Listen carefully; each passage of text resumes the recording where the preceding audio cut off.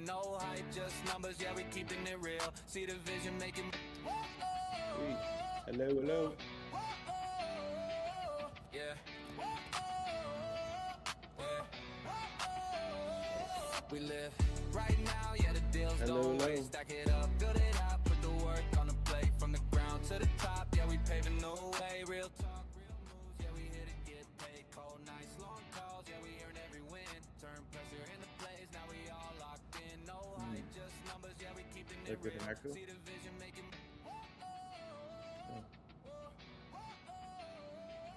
Yeah. Phones off. Yep. We live right now, yeah, the deals don't wait. Stack it up, build it out, put the work on the plate. From the ground to the top, yeah, we paving the way. Real talk, real moves, I just shared it. So. Oh, showing the video.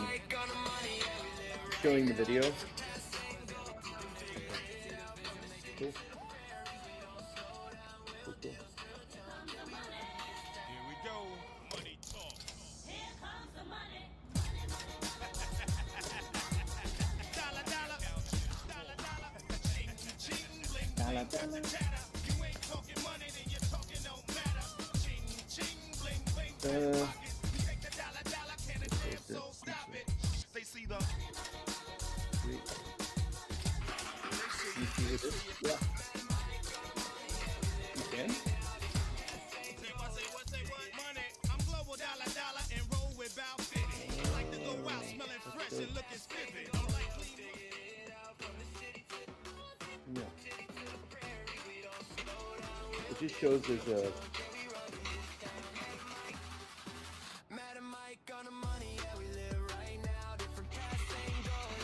I'm watching the video, so I thought that is the live.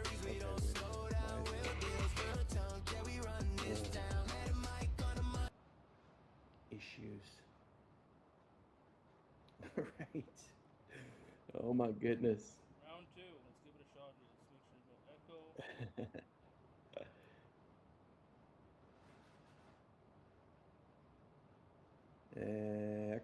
Echo. Yeah, it is echoing. It's echoing on. I heard what on my end. Can anybody else say if they're hearing any kind of echo?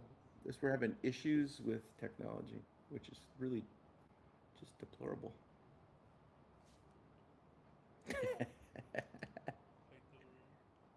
Yeah. I can't help myself. My phone. I don't hear no echo. Well, if no one's hearing any echo, let's just get on with it. I'm gonna go live now. I'm sure if it sounds like on Facebook. All right, welcome in, guys. Welcome in, everybody. If you guys hear an echo, let us know, please. I could hear it.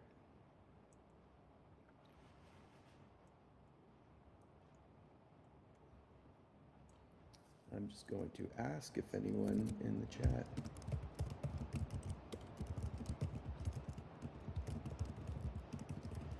Yeah, technical issues. I wonder if it's, yeah, that is, it just plays right as soon as like a second after I speak.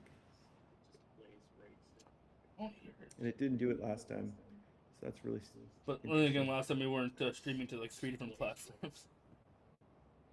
Well, is it open anywhere else on your end? I wonder if that is. Or no, it's just my OBS.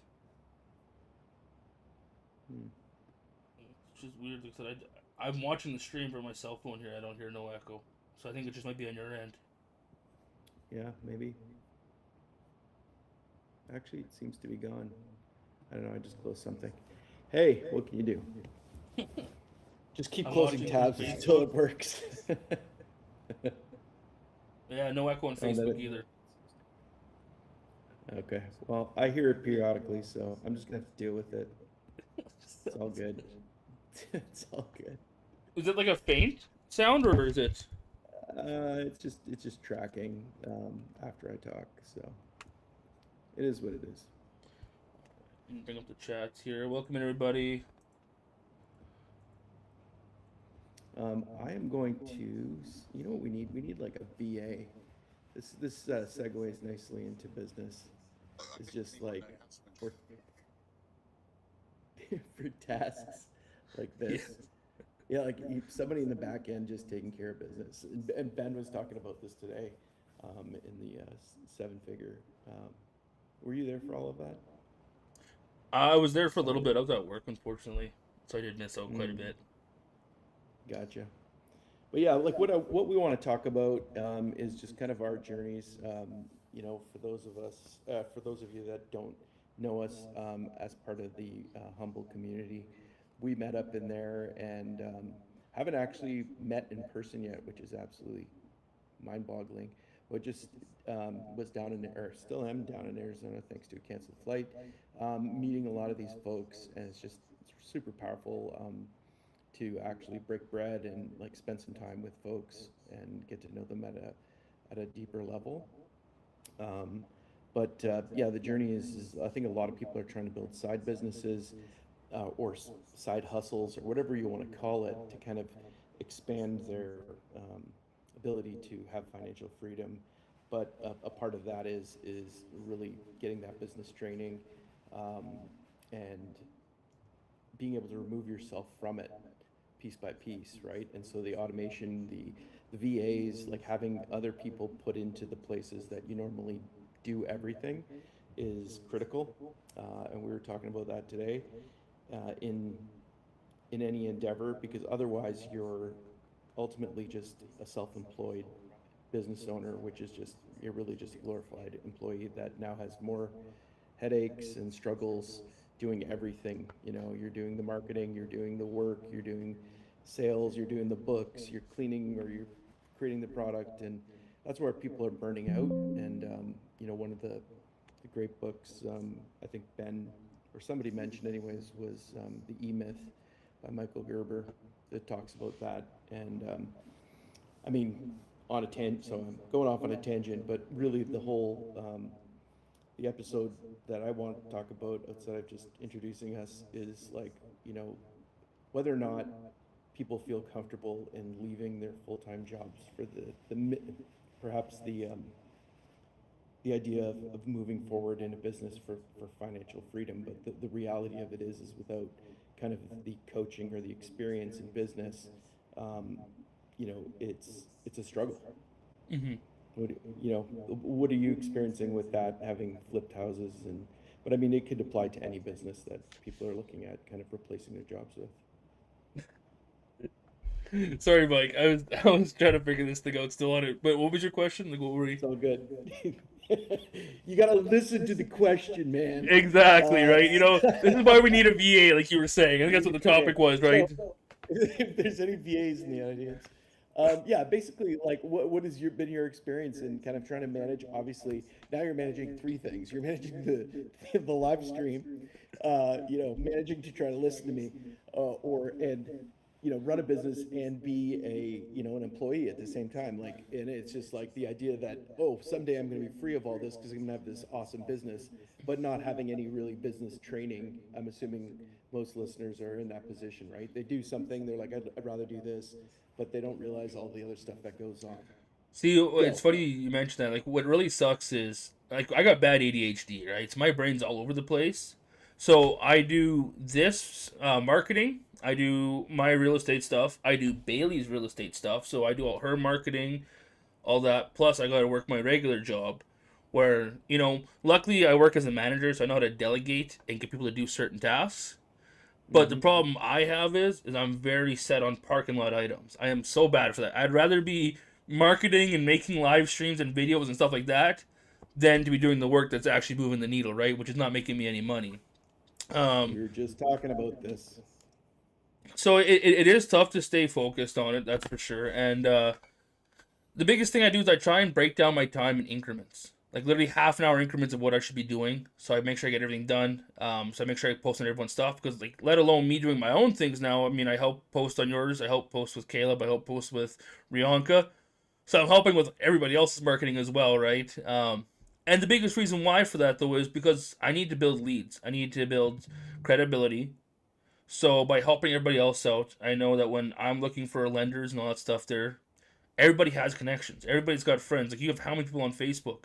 I mean, your TikTok alone, you have 1,500 followers. So I mean, all you need is one or two good lenders and you're set, right? I have enough deals like crazy right now, just not enough cash lenders. So it may look like I'm not doing much by doing all this kind of stuff, but in reality, I'm just building a whole lead generation, right, on all this stuff. But a It VA would is be in a handy. roundabout way. But yeah, it becomes a distraction, right? And then what we were talking about today towards the end of the call, it was, not putting in the time to get the skills, to build the confidence, to basically hire out those roles, right? And so oftentimes we're stuck in this mindset thing, or doing all of the other tasks, the parking lot tasks, as we call them on the money sheet. So it's stuff that you can do later, but we occupy ourselves with that because we're not doing the things that we actually need to do to drive the revenue to actually get the confidence to hire the people, right? So it's a lot more backward. So it's like we're looking for belief without proof. So you have to actually, the I think the quote that Ben was talking about was like, um, who the heck was it that he was saying? It was like be, do, have, and he's like, no, do, be, have, right? So Yeah. you got to do the task, like you got to make the calls, you got to build the confidence in sales, or do whatever it is that you're putting off to get the identity and the belief, and then you will have the results, right? And then you could put the people in place to kind of, automate and scale the business. But I think a lot of people get caught up in all this other stuff, and that's where the burnout happens. That's where you have the 95% failure rates in business. But the I don't other know tough part is how do you hire a VA when you're new yourself and are still learning it yourself, right? How do you train someone and keep them up to date on this stuff if you're still so fresh? It's almost right? like And that's that's pretty where much I why went. you need a mentor. Yeah. So it's like that's where I went with it too, and it's it's a balancing act, and it's juggling all of these different things, and but ultimately you get the confidence and you get the revenue up, right? So once you get the revenue up, then you can put the people in, and then it's that, fire, aim, ready, or whatever the concept is. Yeah. There's gonna be all kinds of acronyms and stuff, but like I think that makes sense. And then, Tony was on there too, and he was saying, put all your money into the marketing, get yourself the leads, and then figure out what's broken. So if they're not converting, is it because the leads are not good, or is it because, your sales closers aren't good, right? So then you can tweak that. But trying to build out the perfect system before you actually have proof of concept is just a waste of time. And I was like, oh, that makes sense. Yeah. But the power of having those people on your side to kind of guide you that way is unbelievable. So Just comes at a pretty penny, that's for sure, though, right? But it's 100% worth it. true. And I mean, shortcuts, or you're paying for shortcuts, right? You can do it the hard way, the long way. But again, that's where I think people get burnt out, because you're still managing your other job, you're still doing all these other things for other people, right? Like you Yeah. said, to try to build up that audience. But if you're burning the candle on both ends and you're not actually driving any revenue, and that's the whole purpose, is just to build the profit so that you can free yourself from the system, from whatever it is that you're looking to remove yourself from. So, and that all ties in with, I guess, the idea of, am I good enough to, in business, to leave my job? Like, treating some of these side jobs or side activities as a business when it's not truly a business. That Yeah. distinction is pretty powerful, right? Because people register a corporation or a business name does not mean you're in business. And even arguably, like the self-employed types, right? I know plenty of, chiropractors or high-paid professionals, even dentists, right? Like they're burnt out, and doctors, a lot of them are miserable. And it's like, because effectively you're self-employed, you're making a good, earning. You're earning a lot. Your hourly wage is good, but it's dependent solely on you being there, right? There's no replacing yourself in that business, self-employed business. So yeah, if the objective is financial freedom so that you can go do what you're truly passionate about, you have to get in something that's scalable and that you can replace yourself on. Well, that's where it comes down to that 4 quadrants, right? Where Mm-hmm. business, worker. I don't remember all four quadrants. Do you? So it's EBSI, so it's employee, Employee. self-employed on the left side, and then business owner on the right, and investor on the bottom. And that's a Robert Kiyosaki book called Cash Flow Quadrant. And it just talks about the distinction.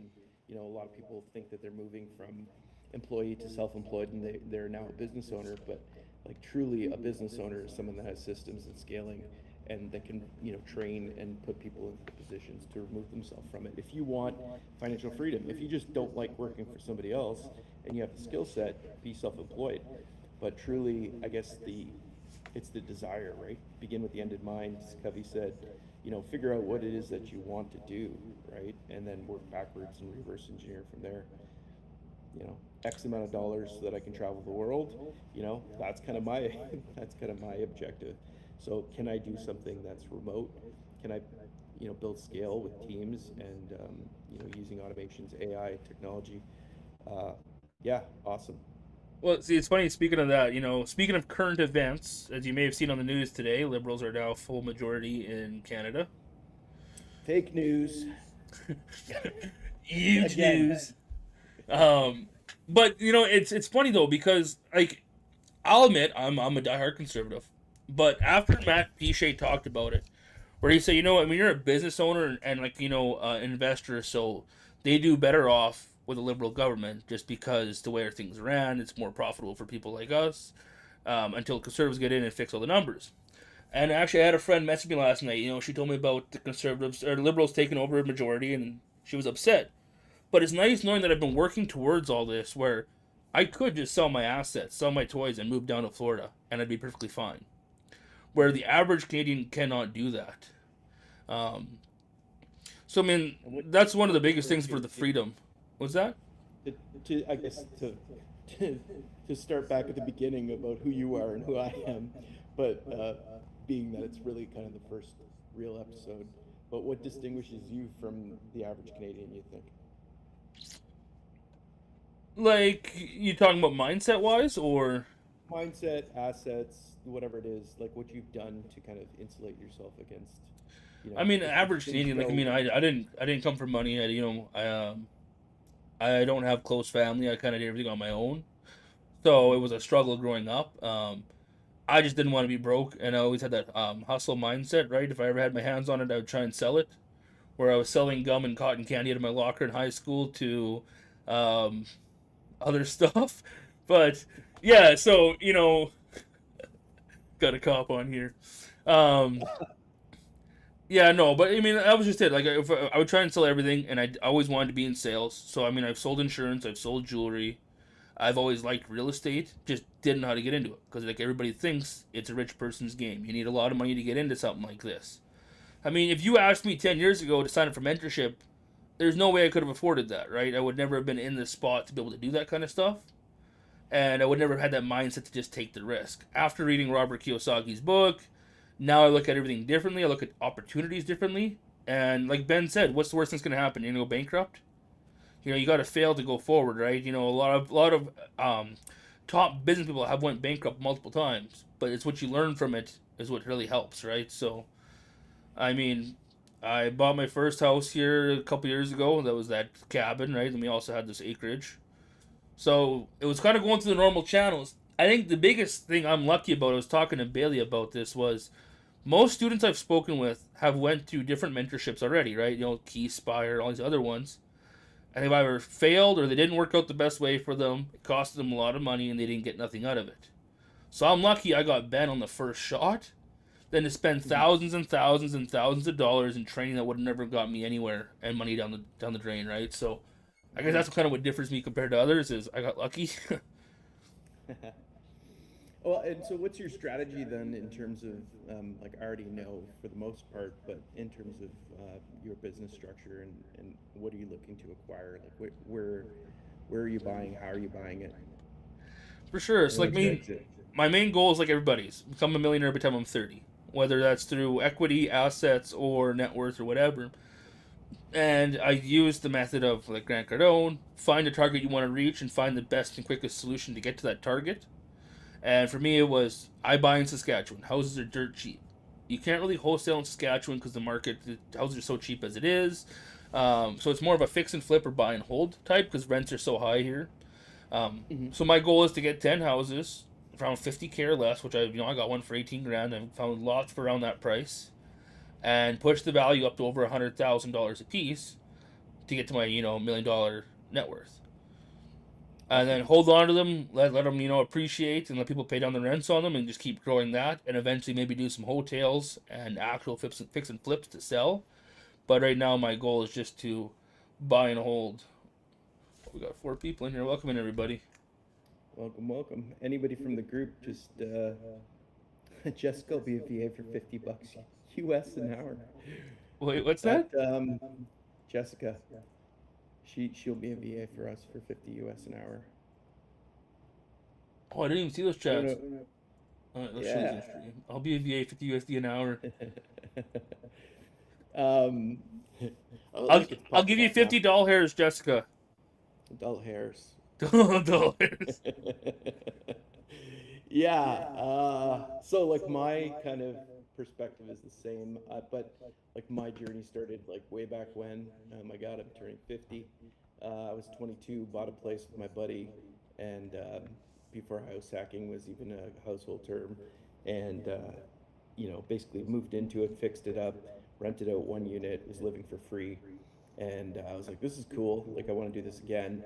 But of course, I didn't know anything about private lending. I didn't know about any of the ways to find off-market deals. It was just paying retail. I was a terrible negotiator. There was no such thing as the internet then. That makes me feel older. So like researching and connecting and meetup groups and all of the things, AI, the stuff that we take for granted now, or the next generation coming up, the Calebs of the world that have at their disposal, is absolutely incredible, and it could still get done. But like the thing is what I realized is when I actually started taking it seriously, and getting involved with some of these groups is just the power of the network. So like your network is equal to your net worth. It's so many slogans that are just going to come out of me, but I think it's true, right? Like, I just got a ride from Jet to the airport last night. A guy in our group, relatively new, and I found out so much about him that I didn't find out over the weekend or in our group calls and stuff. And just the power of one, relationship kind of transformed his whole life, right? In finding someone that would trust in him, that had some money, and he was just the operator with the deals. It just catapulted his business into kind of the stratosphere now where he's good, right? Mm-hmm. And other folks, same sort of thing. The Riankas of the world that are relatively new to real estate, haven't got years and years of background even in the country, right? So like we're seeing newcomers to the country, we're seeing brand new to real estate kind of investors building those relationships and learning kind of the ins and outs of it, which is pretty powerful. So anyways, having that mentorship and that structure to kind of teach you like, okay, this is how you acquire properties by guys that have done it at scale is super awesome for boosting the confidence and opening our eyes to it.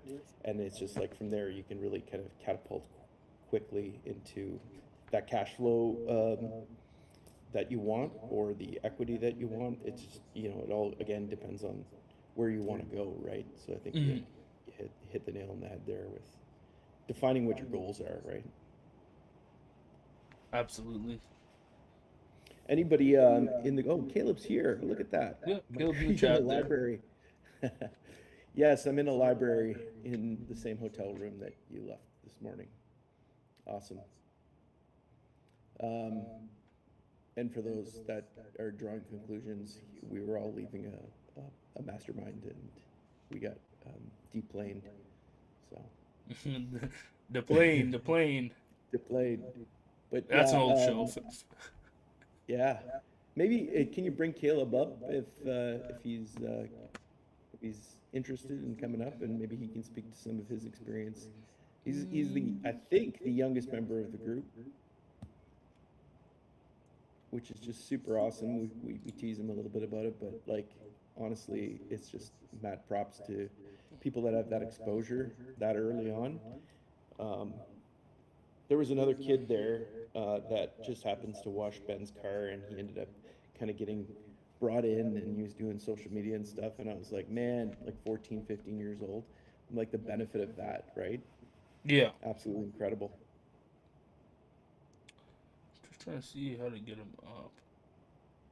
How'd you bring up Jeff? Jeff had a link that he joins through. Where's that link come from? Working backwards. I got it here. I'll let you carry on with that. I'm actually going to send this out as well to our group, because I forgot to do that, and see if we can get some more folks that want to come in and chat, because we had some great conversations this week. It was absolutely awesome. So many different strategies and personal perspectives and skills that everyone has. Like, some people are just naturals on the phone, other people are just analysts through and through, other people are networkers. We've got people from all kinds of different backgrounds and professions, which is really interesting. Man, we had a guy there, Matt, you would have loved him.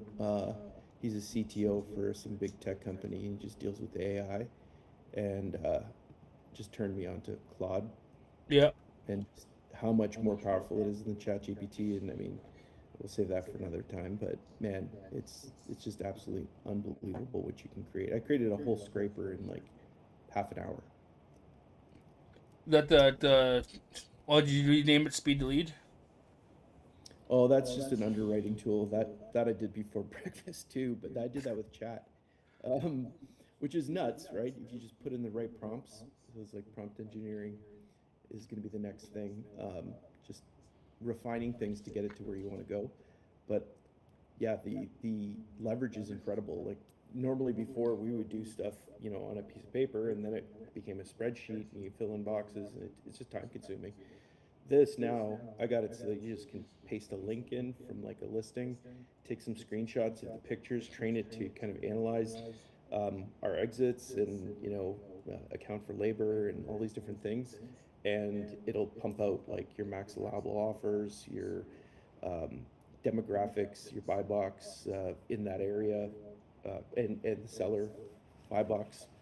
What else? Market trends, economic fundamentals, like, so you can put all that stuff into a nice clean report and send it off to your lender and say, hey, do you want to invest in this because of these reasons, right?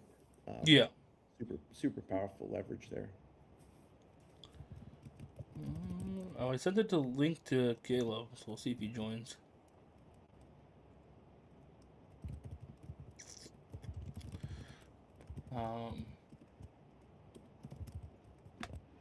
Well, so far nothing's glitched out, so our first and live the is doing echo good. has kind of gone away, so it's kind of cool.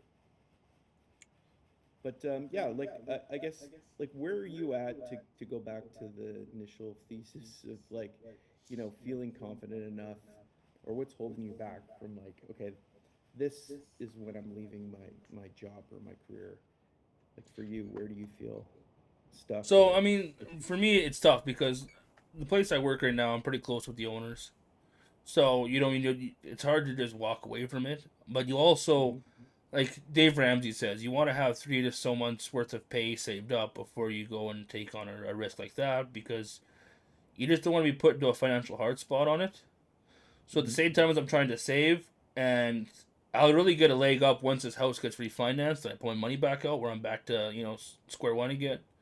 Because it'll give me proof of concept for one, and then two, it'll re-up my bank account, ready to go for the next property. So that's kind of where I'm at right now. Once I got that all down, and I got lenders lined up as well, because I messaged that lawyer in Saskatoon, and he said there's pretty much no one in Saskatchewan that will do Olympia Trust mortgages. And he says if you do find someone, it's going to cost you a lot of money, he said.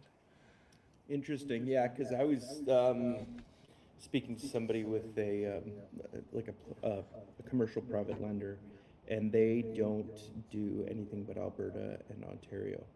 And I know a lot of private lenders are skittish, that are just kind of high net worth individuals, of going outside the province. And I've experienced that through other conversations, which is interesting. I think a lot of people want it in their backyard, right? Yeah. and or are unfamiliar with the laws. But like, can you speak to Saskatchewan? Because like I had no idea. I'd never been there. Probably one of the very few provinces I haven't been to, and I didn't realize how landlord friendly it is, and just kind of the price How can you not of be housing confident there. that mustache? Jeff's comment. Welcome in, Rianka. How's it going? Oh, look at that. Shelly Hey, showed Hey up. How's it going, guys, Shelly? Bianca, it's Shelly. How you how are you doing? doing? Can you hear me? One of Yep, we Yeah, can I hear can you. hear you great. Amazing. How are you doing? I only saw your text like just now. Oh. Here's someone here wants to say hi. Hey, what's up? How's it going, Still Yuval? in the library, buddy. Still in the library. Where are you at right now, Mike? Still in the hotel. It's a Really? long story. Don't get me started with Frontier Airlines. Oh my God. Oh man. I'm gonna have a strongly worded tweet to their headquarters. Yeah, man. So, whereabouts you guys? You guys are in Ontario right now, or are you guys in Texas? No, we're in Ontario at home. Yeah, I'm coming. I have to. Hang on just a second. I need the other glasses for you. So you guys will forgive me for heading out for the walk while I talk to you guys, right? No, Oh, that's all 75 good. We're Hard just on still here going. live, just talking about finances. Cool. Actually, Cool. I sent Shelly a deal. Somebody talking about like socials and network too. I got Mhm. a random person that just basically kind of from mutual kind of contacts. So a lot of my contacts are from different investor groups that I belong to, and so they see, oh, this guy has 200 same friends, and he just reached out and he pitched me a deal for a big multifamily play that has some potential. And then knowing Shelly's the multifamily resident expert in our community, I was like, Shelly, what do you think? Put it through Claude or Claude. I revert to the French. And then, it pumped out a bunch of different suggestions, and it just gave me some more insights that I shared with her. And I'm going to look at it, a little bit closer. But yeah, Shelly, I mean, I don't know if you want to talk about kind of what your experience is with real estate, or we're talking about like when you decide that you're comfortable to leave the job, your initial career. Oh, she freeze? I don't know. I'm just looking at Solo's chat. He says shooting blanks. Shooting blanks. Yeah, can you hear us, Shelly? Okay, now I can. Kind of breaking My up. Wi-Fi range from the house. Yeah, Kicked over to cell phone. yeah. Yeah, so I don't know if you heard, but yeah, yeah. Go ahead. oh, I was just saying, I don't know if you want to share kind of your experience with real estate and how you guys started, and then also like the theme of tonight was just more of an introduction, and for people that are looking at leaving their careers, like what the comfort is, where you get that comfort level from, or if you were always an entrepreneur, business owner, like just Well, hang on just a second. So,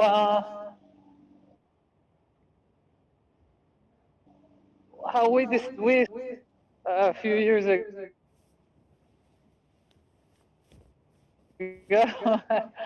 actually 2000, read the book Rich Dad Poor Dad. Oh, you're breaking up, Shelly. I don't know Oh, if it's me too. 2007 it was here.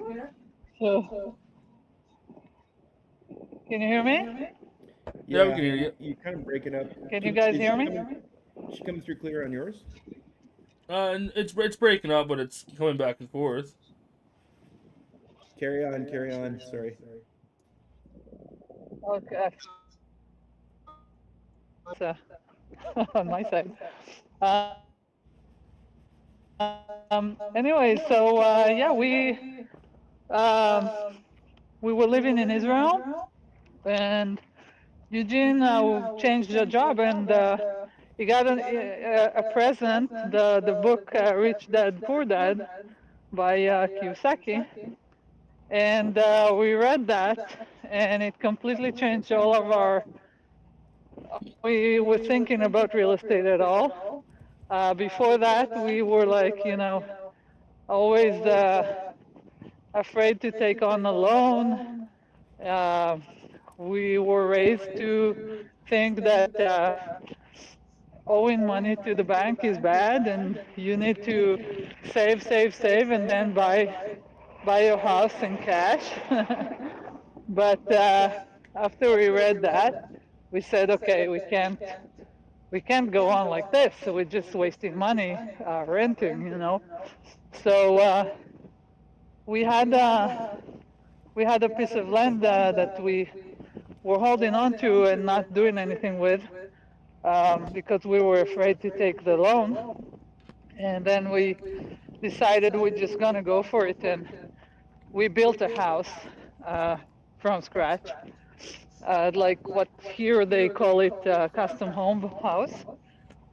So we did the whole thing with the design and all the permits, and basically we were uh, we were like the general contractor, and we brought subcontractors to do all the work, and we took care of like getting all the materials in time and getting the money because the bank releases it in stages, right? So uh, in 1 year we built that house, which is extremely quick for Israel because over there they build in cement and blocks, and you have to drill for the foundation pillars, even for like a single family home. So it's a much longer process, and we did it pretty quickly. We finished building that house as a duplex and hopped on the plane and immigrated to Canada. So that was a very intense year, that year that we built. Yeah. And over here, I was kind of like pulled into the real estate because the first year we came, I was in college because we came on a student visa. So I thought, I mean, I have my bachelor degree is biotechnology and environmental science, and majoring in ecology. And I spent a few years researching insects in Israel. And then when we decided to immigrate, I took a post-secondary program here in Seneca College, which was called Project Management Environmental. And I was sure that it was in environmental science, right? But then when I started school, I discovered it was built environment. And I spent a whole year learning project management in construction here in Canada with emphasis. So when did you guys get into the next kind of builds, like, or into the multifamily space? Like, what took you there? Oh yeah. Well, I was already a real estate agent by then. That was, I think it was like 2017 we started looking. Because Eugene lost his job. He was working as a mechanical engineer in R&D department, and the company was American company, and they when Trump was in office the first time, he he called all the companies to go back to US, right? So the offices they had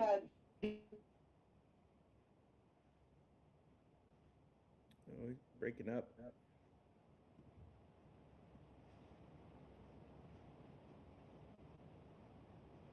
Did we lose her? I think she's still there. She's loading. Here in a Hey, Shelly, maybe we get you to come back on when you're home because the connection's pretty terrible. Okay. Can't hear you Hang at on. all.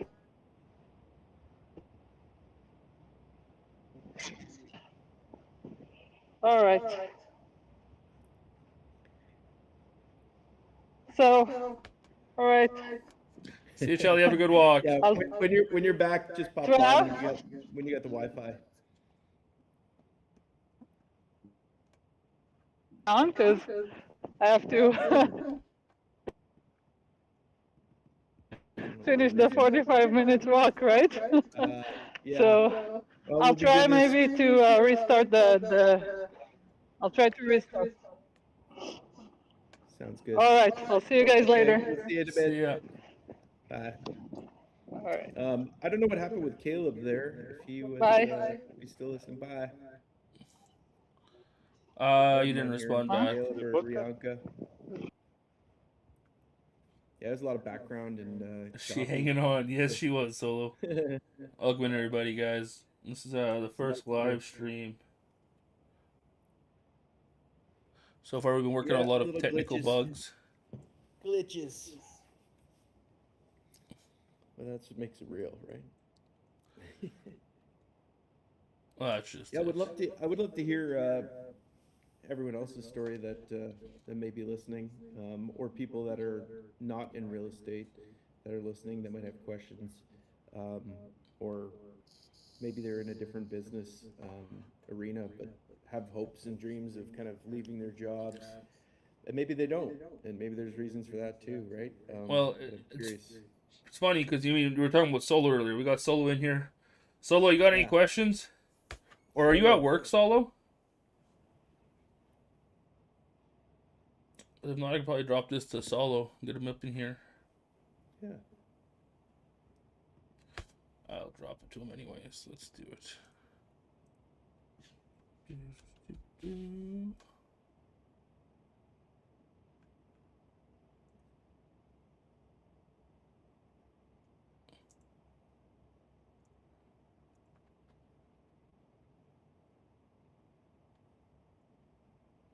And